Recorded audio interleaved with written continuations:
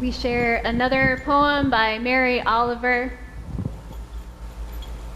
in Blackwater Pond.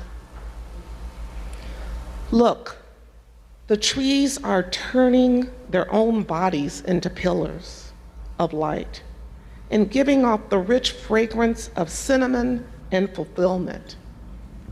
The long tapers of cattails are bursting and floating away over the blue shoulders of the pond, and every pond, no matter what its name, is nameless now. Every year, everything I have ever learned in my lifetime leads back to this, the fires and the black river of loss, whose other side is salvation, whose meaning none of us will ever know. To live in this world, you must be able to do three things: to love what is mortal, to hold it against your bones, knowing your own life depends on it, and when the time comes, to let it go, to let it go. Thank you.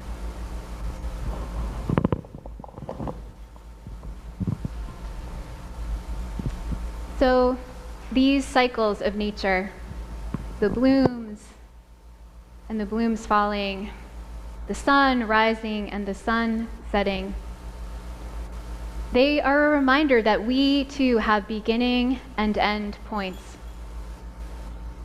Like the bloom, we are born into this world and we leave this world. And that happens for everything that we love and everything that we can't stand.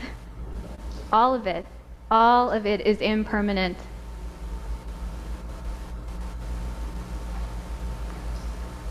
Mary Oliver's work captures that paradox that everything that we love is simultaneously impermanent.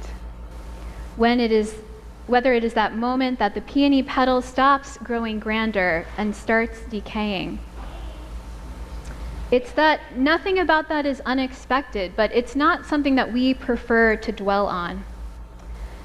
Belonging to that knowledge is a challenge for us humans.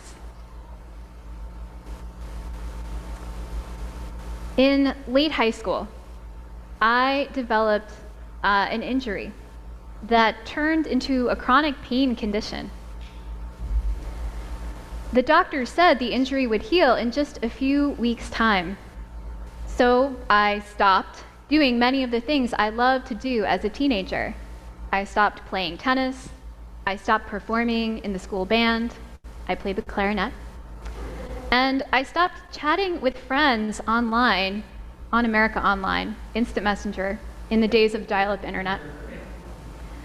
And I did feel the loss of those things, the joy they brought, the meaning, and I imagined and hoped that it would be temporary.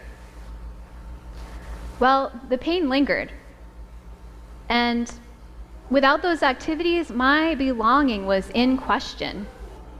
Despair set in, and I felt afraid. Mary Oliver said to the poet Coleman Barks, "We run from fear. We go to the movies to be scared, but in our own lives, we want to be cleansed of awe and terror." This is why beauty is so important. When our heart and spirit are moved by a great natural beauty, we learn to experience awe. Awe leads to a deepening of the heart, and when our heart is familiar with an awe that feels good, pleasant even, it also makes room in our heart to bear an awe that feels painful, scary, unpleasant. So, still injured, I started college at NYU. I was experiencing a lot of pain with the tools of entry-level jobs, not to mention student activities, because my injury was to my forearms, my upper arms. So things like cash registers, keyboards, carrying heavy things like trays of, waitress materials, none of those jobs were for me. So I found a work-study assignment as a kindergarten literacy tutor. In that public elementary school, I spent 2 days a week with 5-year-olds, 20 of them to be exact. And into the depths of my despair about being in pain poured the laughter of those children. Marcel Proust writes, "The real voyage of discovery consists not in seeking new landscapes, but in seeing with new eyes." Well, seeing through the eyes of a 5-year-old, so much is still new and so much is awesome. I saw glittery hair barrettes, dusty gray pigeons, the soft eyelashes of a toy baby doll as wondrous things. That year in the kindergarten, it woke up my spirit. It set me on a course to become fascinated with and then study the Montessori method of early childhood education. That was my first career. Montessori got me interested in spirituality, which got me to attend a UU church for the first time in Philadelphia, where Peter Walsh asked me to become a choir member. And then I became a church member. When I moved to Maine, I became a lay leader, which set me on the path of speaking to you today. It was somewhere between church membership and moving to Maine that my chronic pain injury was healed. 7 years after the initial injury. I had a lot of loving people in my life then. A partner, new friends, a church community. A combination of mind, body, and spiritual care gradually led to waking up one morning, totally pain-free. It's one of the most awe-inspiring moments of my life.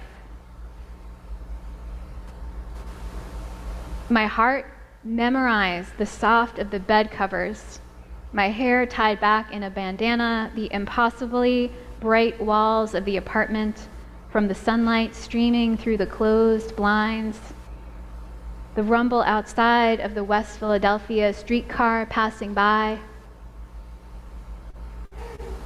To borrow from Mary Oliver, I held that day against my bones, knowing my own life depended on it.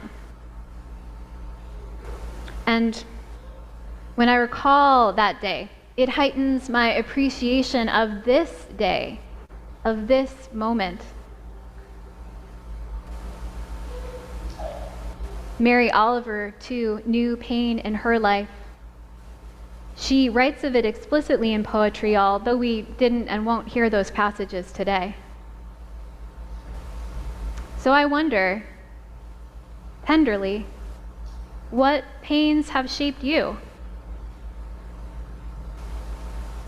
And what moments has your heart memorized? What is it that you hold against your bones?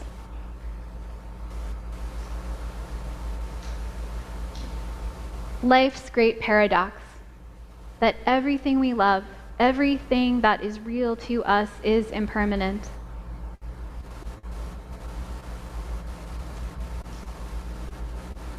As UUs, we are called to respond to this paradox not by trying. We're not trying to get to heaven or trying to impress an authority figure. And hopefully we're not trying to be good Unitarian Universalists, whatever that might mean. Instead, we practice. We say service is our prayer, and we practice love in action. One way to think of love in action is like the peony's bloom, so temporary in spring, like the cattail in fall. Love in action means no striving, just loving, just being, just doing. We do love. Cornell West reminds us that justice is what love looks like in public. So we do justice in this season, in every season. Let us love and love and love again. And when the time comes to let go,